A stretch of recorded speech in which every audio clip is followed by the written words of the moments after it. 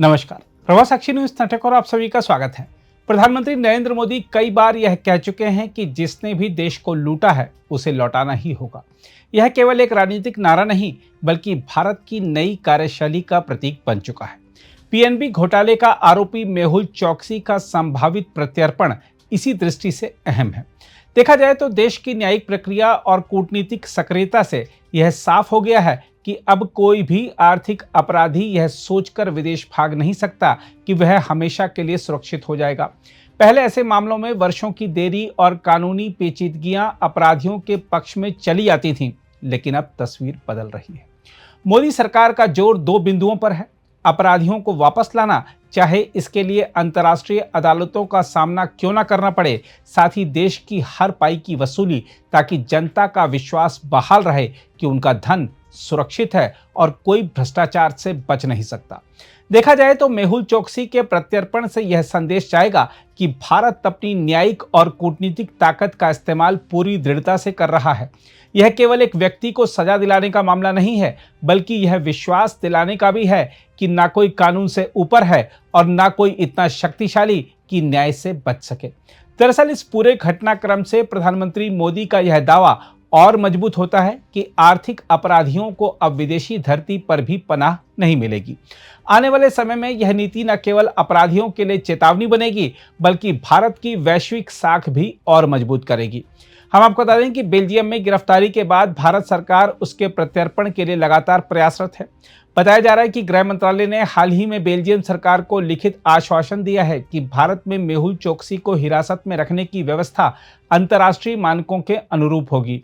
देखा जाए तो यह कदम केवल एक भगोड़े को वापस लाने का प्रयास नहीं, बल्कि भारत की न्यायिक साख और अंतर्राष्ट्रीय प्रतिबद्धताओं की एक बड़ी परीक्षा है। हम आपको बता दें कि विदेशी अदालतों में प्रत्यर्पण की सबसे बड़ी बाधा हमेशा से मानवाधिकारों से जुड़ी आशंकाएं रही हैं। पश्चिमी देश इस बात पर विशेष जोर देते हैं कि अभियुक्त को कहीं भी अमानवीय या अपमानजनक स्थिति का सामना न करना पड़े। भारत सरकार ने इसी चुनौती को भांपते हुए मुंबई की आर्थर रोड जेल की बैरक नंबर 12 का विस्तृत ब्यौरा बेल्जियम को भेजा है। इसमें बंदियों के लिए पर्याप्त जगह, साफ सुथरी व्यवस्था और शौचालय की सुविधा है।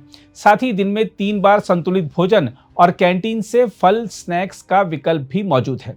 इसके अलावा योग, ध्यान, खेल और पुस्तकालय जैसी गतिविधियां भी हैं। साथ ही 20 बिस्तरों वाला जेल अस्पताल तथा आपात स्थिति में बड़े अस्पताल का विकल्प भी है। साथ ही सीसीटीवी निगरानी, मानवाधिकार आयोग की जांच और न्यायिक पर्यवेक्षण है। इन बिंदुओं से यह स्पष्ट है कि भारत ने हर उस सवाल का जवाब पहले ही तैयार कर लिया है जिसे लेकर विदेशी अदालतें शंका जता सकती थीं। हम आपको बता दें कि मेहुल चोकसी और नीरव मोदी पर 13,000 करोड़ रुपए से अधिक की धोखाधड़ी का आरोप है। यदि मेहुल चोकसी भारत लौटता है तो यह उन लाखों लोगों के लिए उम्मीद की किरण होगी जिनका धन इस घोटाले में फंसा। लेकिन इस पूरी कवायद का अर्थ केवल एक अपराधी को सजा दिलाना भर नहीं है।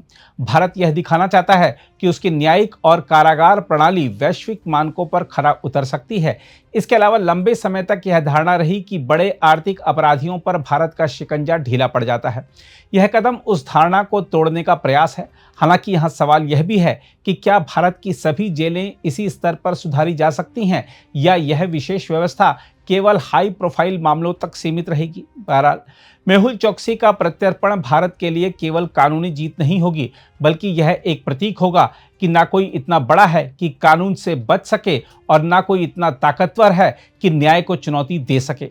यदि बेल्जियम की अदालत भारत के आश्वासनों से संतुष्ट होती है और मेहुल चोकसी को भारत भेजा जाता है, तो यह कदम न केवल आर्थिक अपराधियों के लिए चेतावनी होगा, बल्कि यह भी साबित करेगा कि भारत अब अपनी न्याय व्यवस्था को लेकर किसी तरह की शंका या संदेह की गुंजाइश नहीं छोड़ना चाहता। अगर आप भी लेना चाहते हैं देश दुनिया की तमाम जानकारी, तो आज ही सब्सक्राइब करें हमारे चैनल को। साथ ही नीचे दिए बेल आइकन को जरूर दबाएं ताकि हर अपडेट आप तक पहुंच सके।